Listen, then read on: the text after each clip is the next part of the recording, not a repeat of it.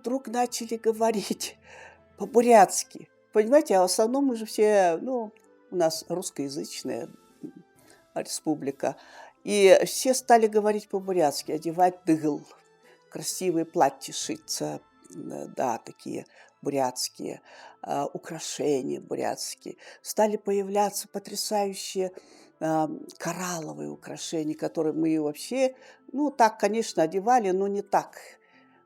Художники стали прямо специально к этому празднику делать искусно, потрясающе совершенно украшения для женщин, для мужчин, табакерки всякие и так далее.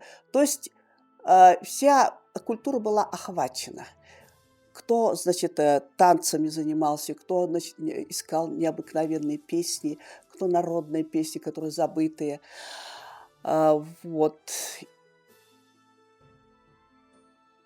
Я скажу, в нашей семье, конечно, ну, папа у меня агинский, мама тункинская. Э, у нас в семье всегда праздновалось. Ну, во-первых, когда мы были маленькие, нас будили очень рано, 5 часов. Ой, так спать хотелось, но мы заставляли сидеть, мы сидели. И папа с мамой говорили, что в это время пролетает лхама. И что вот если она видит, что кто-то спит, она очень будет недовольна. И весь год будет не очень хороший. И вот мы маленькие привыкли к этому. На столе, ну, знаете, в советское время это было, ну так, очень с продуктами не очень.